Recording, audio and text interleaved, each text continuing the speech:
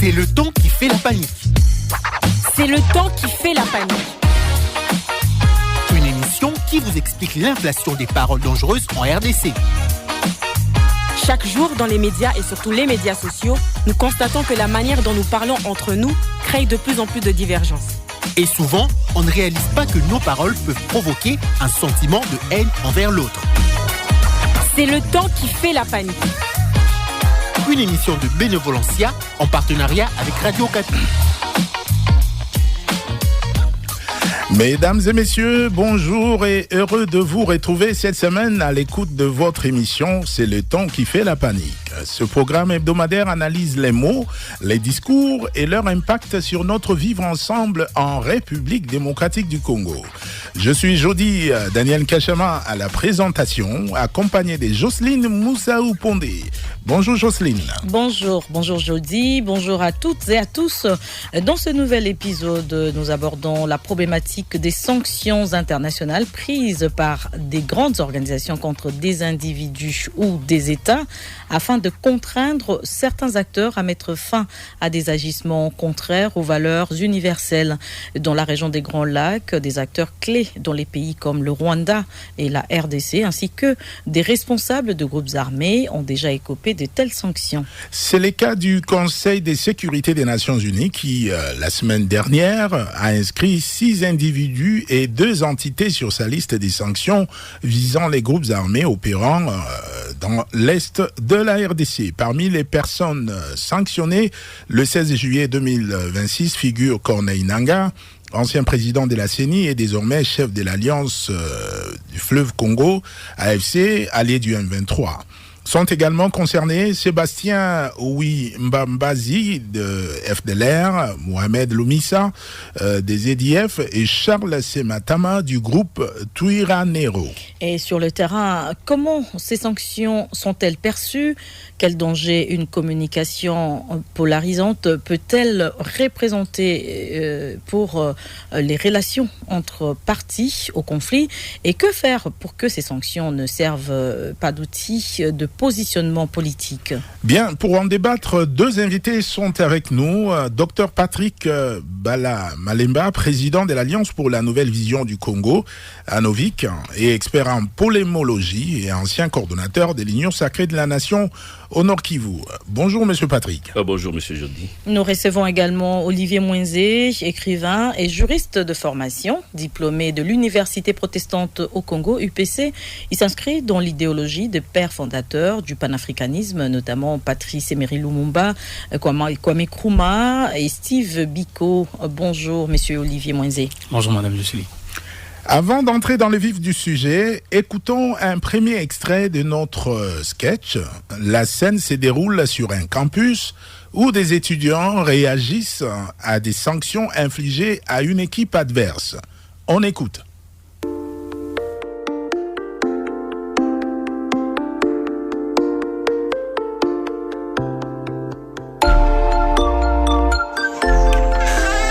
Mais wesh, la famille! Oh là là là là là là là là. Mais vous savez quoi, aujourd'hui c'est pour moi. Ah bon? C'est moi qui régale, vous servez, vous. Faut fêter ça, c'est historique de fou. Doucement Frangine. C'est quoi les bails? On célèbre quoi au juste? Mais tu n'es pas au courant ou quoi, Mani? Au courant de quoi parle? La justice est tombée. L'équipe d'en face à là où Mbouijou vient de se faire éteindre. Oh. Le glas de la justice a sonné pour eux. Non mais, Mbouta. Attends Mbouta. Tu parles comme si on les avait condamnés à mort là. Mais écoute, ils le méritent, non? Comment? Non mais ils faisaient trop les boss, toujours là à foutre le bordel sur le terrain, en mode intouchable. Là c'est bon pour eux. Et puis tu sais quoi, ils ont pris un méga karma, hein. La fédération les a sanctionnés sévères. C'est carré. T'emballes pas trop vite, Frangine. Attends de voir si ça change vraiment un truc ou si c'est juste du vent. Je connais la fédération. Hein. Mais au moins ils ont capté qu'ils peuvent plus faire n'importe quoi sans que ça leur retombe dessus. Frangine, c'est du blabla pour l'instant. Je te l'ai dit. La Fédé nous rejoue les mêmes films à chaque fois. Ils annoncent des sanctions, des punitions, des interdictions. Et tu sais quoi? Tout le monde s'enjaille et au bout de 2 semaines après, ça passe crème comme si de rien n'était. Et attendez, vous et votre fédération, Vous pouvez annoncer 1000 sanctions si vous le voulez. Mais ça aura zéro effet sur mon équipe. Qu'est-ce qui te prend? Oui. Tu vois quoi? Bien sûr, Tu oses encore venir ici après les sanctions? On a capté votre jeu. Ces soi-disant sanctions ridicules, c'est juste une excuse pour que la Fédé s'incruste dans nos affaires. Pardon? Oui, je vous dis vrai. Et que ça vous aide à nous sortir du game. J'ai compris. Moi, je ne vais pas laisser ça. Tu es déjà fini. Tu es fini. C'est vous qui allez finir. Vous êtes déjà hors jeu. On veut plus de vous, partez.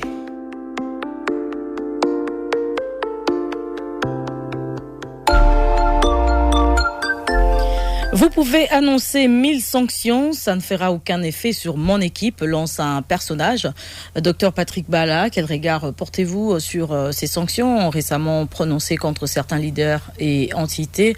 Sont-elles comprises par la population, y compris les membres des organisations visées?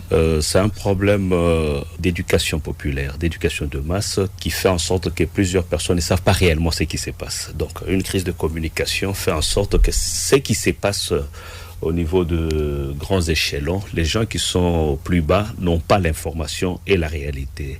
Alors quand on parle de sanctions, généralement, quand nous parlons des sanctions qui viennent des organisations ou des institutions internationales, ce sont des sanctions d'ordre diplomatique, d'ordre économique, d'ordre financier. Parce que ces sanctions, ce ne sont que des mesures. Ce sont des mesures qu'on utilise comme étant des outils qui peuvent permettre à ce qu'on puisse frapper soit des individus, soit des États, soit de certaines entités, pour qu'il y ait un changement de comportement afin que les choses avancent. Parce que l'objectif capital de la plupart de ces organisations, c'est la paix.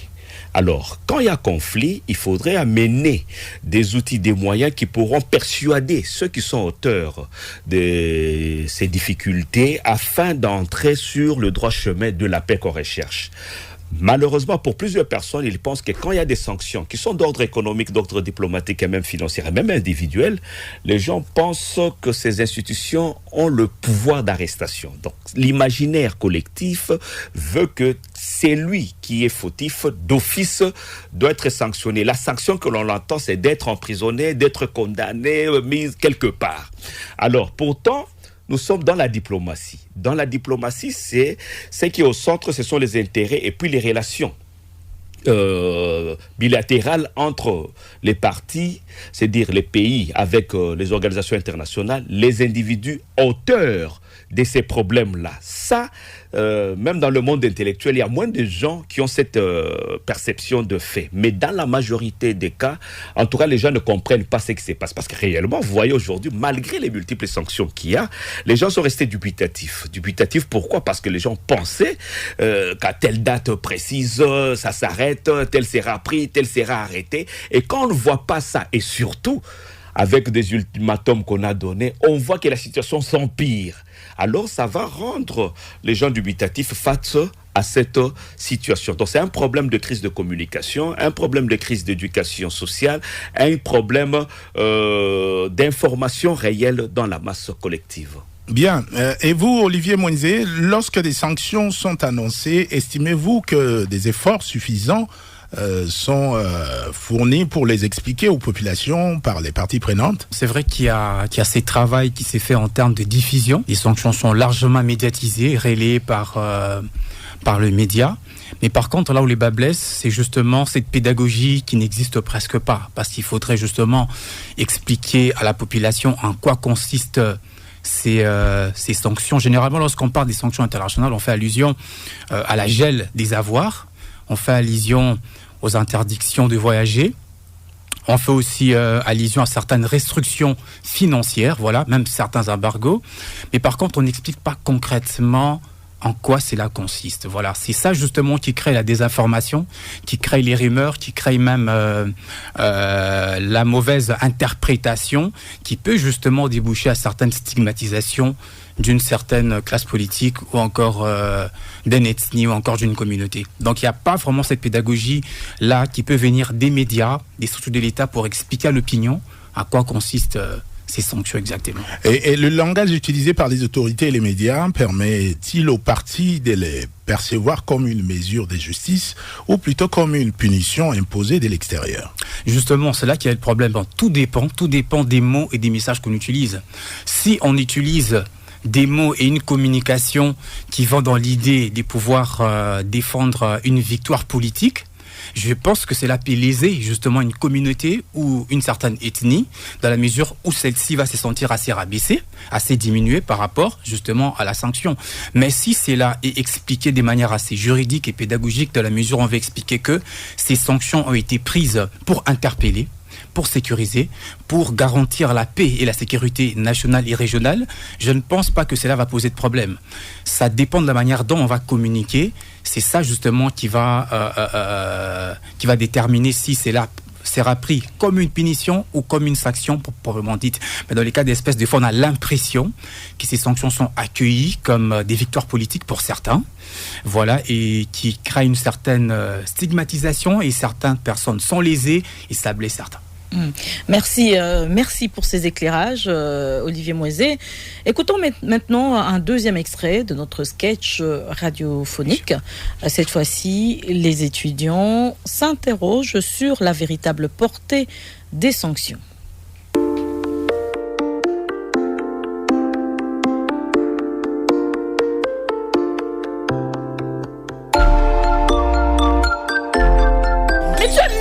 Quoi? Mais quelqu'un peut m'expliquer ce qui se passe? Ce qu'il est en train de faire, Kitoko. C'est quoi ces bordels entre vous là? Mais Kitoko, c'est Mbouy qui fait sa victime. Il fait sa victime alors que tout le monde sait que ces sanctions fantaisistes contre son équipe ne seront jamais appliquées. C'est différent. C'est normal que tu dises ça. Comment tu veux capter alors que c'est vous qui poussez la Fédé à nous crucifier avec vos sanctions abusives? Non. C'est vous le problème. C'est vous le problème. Comment se calmer? Respirez. Non, respirez. C'est quoi ça? C'est quoi? Oh, vous faites la honte là. Oh, parler de ces sanctions comme ça en mode complot de l'un contre l'autre, ça va juste empirer le bif entre nos équipes, les amis. On est où là? Oh, déjà vous avez tout faux. Ah bon? Aucune équipe en soi n'est visée. Aucune équipe. C'est pas possible. Équipe où Annika n'est visée tout. Mais non, frérot. Mais il y en a qui sont sanctionnés là. C'est pas l'équipe au complet. C'est juste quelques cadres qui ont aggravé les conflits qui vont être sanctionnés en perso. Ok. Et je vous signale que c'est pas que chez vous, hein. Il y en a qui sont dedans même chez Mbouta. Attends, quoi, même chez nous? Non. Lisez bien le verdict, ma chérie. Lisez bien, Botangara bien. Oh, écoutez-moi s'il vous plaît. Les buts de la Fédé, c'est pas de condamner tel ou tel team. Vraiment? Oui. Ah, je n'y crois pas. C'est de pousser les responsables des deux teams à enfin s'asseoir et trouver un terrain d'entente. Oui, on entend. Les forcer à se parler, c'est ça le but. Ouais, mais tu sais que sur ce sujet, il y a trop de rencontres. Oui, il y a trop de rencontres. Je comprends, je sais. Mais si vous tous commencez à parler des sanctions en mode complotiste, à sortir des théories cheloues comme ça, on va juste tout envenimer, les amis. Tout envenimer. Vous savez, avec ces jeux, il faut prendre un peu de recul. Il faut que zonga sima kotala na musika et surtout rester positif et en parlant de façon constructive, en mode intelligent.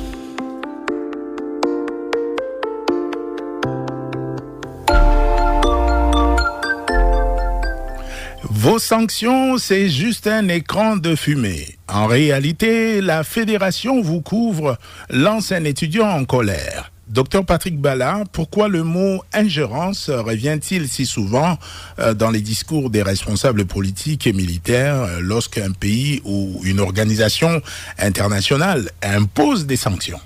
Oui, généralement, vous allez vous retrouver dans des cas où la plupart de ces dirigeants de ces pays se retrouvent en difficulté, c'est-à-dire en porte-à-faux avec leur population, ou avec leur peuple, par rapport aux objectifs qui s'étaient assignés dans la gestion collective de leur société.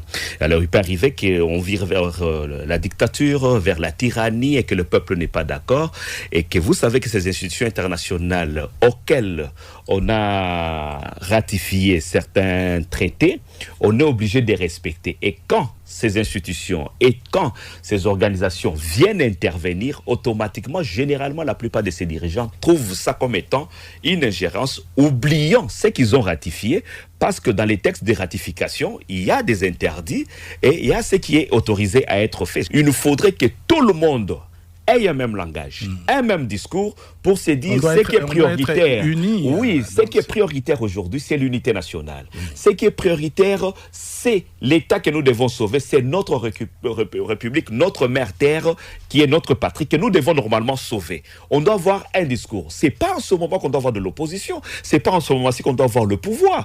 En ce moment-ci, on doit avoir et la société civile, et les politiques, et les militaires, tout le monde, faire front commun face à l'ennemi. Parce qu'on est en face d'une agression, il faudra avoir un discours commun. Tout simplement, nous l'avons dit même à certaines autorités qui ne veulent jamais nous écouter, pour dire, pendant la guerre, il y a ce qu'on appelle la communication de guerre. Mais nous, malheureusement, nous sommes dans la communication des crises. Mais par contre, chez nous, ici, nous ne sommes même pas dans cette communication. On est soit dans l'information seulement, pour dire ce qui s'est passé, c'est-à-dire le médecin après la mort, c'est ce que nous sommes en train de faire. Donc, nous sommes dans la riposte, Kagame a dit, on répond à Kagame. Non, mais la communication doit s'asseoir pour mobiliser toute cette population, le faire voir réellement ce que nous sommes en train de subir. Nous pensons qu'après la guerre, on peut rentrer dans notre démocratie pour discuter, pouvoir, mandat et autre chose. Il faudrait sauver cette nation. Donc, c'est pourquoi nous avons toujours appelé à l'institutionnalisation, mettre en place un cadre de communication permanente où on appelle la plupart des leaders d'opinion, qu'ils soient politiques, qu'ils soient religieux, qu'ils soient pour relayer le message. Parler un même langage. Ça peut passer aux médias, mais tout le monde n'a pas une radio, tout le monde n'a pas une télévision. Dr Bala, comment une mauvaise communication peut-elle devenir un catalyseur des tensions si aucune mesure n'est prise? Mais c'est un danger permanent. Vous amenez une mauvaise communication. Je donne un exemple. Quelqu'un qui vous dit aujourd'hui qu'Alemi est tombé. Parce que moi je suis de Goma, je viens de Goma. Quelqu'un qui vous dit que Goma est tombé pendant que Goma n'était pas tombé, nous étions à Goma. Et ce sont les gens qui sont au Canada qui vous appellent. À ce moment-là, qu'est-ce qu'il y avait? La conséquence immédiate, tout le monde est en dispersion. L'armée perdue. C'est la panique. Et l'ennemi en profite pour entrer.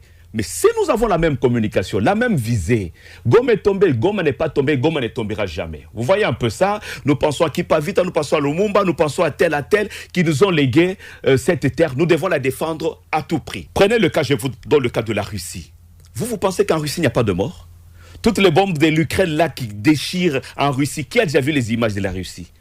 Mais ils ont mis un cadre pour protéger leur patrie, pour ne pas montrer qu'ils sont faibles face à l'ennemi. C'est ce qui nous manque à ce moment-là. Quand il n'y a pas la communication, comme l'a dit mon co-débatteur, quand il n'y a pas cette communication, il y a le soupçon. Et le soupçon crée tout ce qu'on a comme Tohuboui. Chacun devient un journaliste, chacun ramasse un rien là. Et nous laissons l'espace aux fake news. Merci, docteur Patrick Bala. Olivier Amoizé, quels sont selon vous les dangers d'un langage qui transforme une sanction individuelle en confrontation entre peuples? Les dangers qui peuvent ressortir du fait qu'on veut déplacer l'idée de l'individualisation d'une sanction pour justement la coller à toute une entité. Je pense qu'en droit, déjà, lorsqu'on parle des sanctions, la sanction est individuelle. C'est les délinquants qui a délinqué qui doivent subir justement ces sanctions. Alors je pense qu'il faudrait aussi faire passer ces messages lorsque ces sanctions sont justement données, pour que les gens comprennent qu'on n'est pas en train ici d'attaquer une communauté, on n'est pas ici en train d'attaquer un groupe des individus. Lorsque les organisations justement donnent ces sanctions, vous avez l'ONU, vous avez les États-Unis, vous avez les Canada, vous avez l'Union européenne qui sanctionne aussi. Elles ne visent pas des communautés, elles ne visent pas des tribus, elles ne visent pas des ethnies. Elles sanctionnent la personne qui a entravé certains principes à l'international, qui a entravé les lois, qui a entravé ces principes du droit international qui justement constituent le beau vivre entre États. Et c'est cette personne-là qui est sanctionnée. Mais lorsque ces sanctions commencent à être maquillées, commencent à être habillées comme quoi on a sanctionné un groupe des personnes, je pense que c'est là justement que vient l'amalgame. C'est là que peut aussi ressortir l'insurrection. Et justement, comme mon co-débatteur l'a dit, nous sommes en plein crise. La région du Grand Lac, je vais dire, brûle de partout depuis certaines décennies. Alors lorsqu'on a cette communication où la sanction doit être habillée pour attaquer une communauté, un coin de la République, je pense que ça augmente les tensions. Ou c'est peut-être les communautés qui interprètent mal, oui, en voulant s'approprier ces sanctions-là. Oui, je ne refuse pas. Les communautés peuvent interpréter mal après avoir reçu l'information. Elles ont reçu quelle qualité d'information? Et c'est ça justement qui crée des tensions. Après, ça va créer une division viscérale qui va justement faire en sorte qu'on n'aura pas ces Congos beaux et unis. Merci Olivier pour vos analyses. Chers auditeurs, vous écoutez, c'est le ton qui fait la panique. Aujourd'hui, nous analysons le langage autour des sanctions internationales. Souvent prononcées mais différemment expliquées, elles peuvent susciter rejet, amalgame et généralisation. Docteur Patrick Bala, selon votre expérience, comment parler des sanctions de manière constructive et positive, sans heurter les sensibilités ni exclure les uns et les autres, notamment dans le contexte du conflit entre la RDC et le Rwanda? L'autorité nationale devait faire en sorte que tout le peuple sente qu'il est en guerre. Vous comprenez? Que l'on sente que nous sommes d'abord en guerre, que l'on sente que nous sommes agressés. Pourquoi il n'y a que Kagame qui nous dérange? Vous comprenez? Pourquoi on cite certains Congolais dans ça? Il y a eu un mouvement avec l'AFDEL. Après l'AFDEL, c'était le RCD. Après le RCD, c'est le CNDP. Après CNDP, M23, M23. Pourquoi il y a des Congolais dans ça et il n'y a que le Rwanda qui est en train de commander ça? Il faut que les gens comprennent d'abord ce qui se passe. Parce que vous ne pouvez pas apporter des solutions. Vous ne pouvez pas apporter des solutions à un traitement tant qu'un diagnostic n'est pas encore établi. Mais maintenant, que les gens ne connaissent pas réellement ce qui se passe, les gens s'en foutent. Vous comprenez? Il y a des informations, on a violé les mamans. C'est tout, et puis ça passe. Ouais. C'est dire, comme je l'ai dit, l'autorité nationale doit normalement faire de la communication la priorité des priorités durant la guerre. La guerre, c'est quoi? Vous voulez résoudre la guerre. Et là, besoin de cette approche holistique, à la fois militaire, bien sûr, diplomatique, bien sûr. Elle est aussi médiatique. Judiciaire, communicationnelle, médias et tout ça, économique. Maintenant, dans chaque spécificité, il faudra faire le plein. Parce qu'aujourd'hui, pour atteindre la population ne sait rien des aspects militaires, pas c'est stratégique et c'est secret. Ce qui se passe sur le plan diplomatique, la population ne sait absolument rien. Mais sur le plan communicationnel, qu'est-ce que nous devons dire à cette population? La genèse de cette guerre, les complicités qu'il y a dans cette guerre, faire voir le patriotisme au-dessus de tout. Si on arrête quelqu'un, ce n'est pas sa communauté qui est arrêtée, il s'agit de tel, il est criminel selon le droit international, même le droit selon les infractions commises, oui. Parce que l'infraction est individuelle. Tel a fait ça, il est passible des sanctions. Docteur Patrick, quelle responsabilité individuelle porte chacun lorsqu'il relaie des propos qui minimisent ou instrumentalisent une sanction? Mais non, là, c'est pourquoi j'insiste beaucoup sur l'autorité nationale. Quand tout le monde est informé et chaque institution sait faire son travail, parce que je sais qu'aujourd'hui, sur le plan numérique, les gens sont poursuivis. Il y a une loi sur le numérique aujourd'hui. Les gens sont poursuivis. Quelqu'un qui minimise ce qui nous arrive aujourd'hui, c'est quelqu'un qui est assimilé à ce qu'on considère comme des traîtres de la nation. Parce que nous sommes face à l'ennemi. Bien qu'un mal peut nous arriver à la maison, je ne vois personne dire à tout le monde sur le toit pour dire que son père est un ivrogne. Je n'ai jamais vu quelqu'un dire ça. Personne ne peut dire ce qu'il y a de mal dans sa propre maison. Pourquoi nous, Congolais, nous devons faire ça? Donc, nous devons réprimander ces tels actes, ces tels propos. Il y a les actes et les propos. Il y a les gens qui ne les font par des propos. Il y a les gens aussi qui les font par les actes. Par leurs agissements. Oui, par leurs agissements, vous êtes en train de voir. Mais l'agissement, ce n'est pas l'effet seulement que quelqu'un réprimande ce qu'il a appris. Non, tel a été sanctionné, bon, ça ne dit rien. Non, il n'y a pas seulement ça. Mais il y a de ces gens qui sont parmi nous, mais qui relayent, n'est-ce pas, les informations de l'ennemi, qui jouent le jeu de l'ennemi en étant avec nous. C'est une façon aussi de nous contrecarrer. Donc, au lieu de faire passer le message qui vient de la République, lui prend les messages de l'ennemi et les relaye ici. C'est une faute individuelle qui devrait normalement être sanctionnée.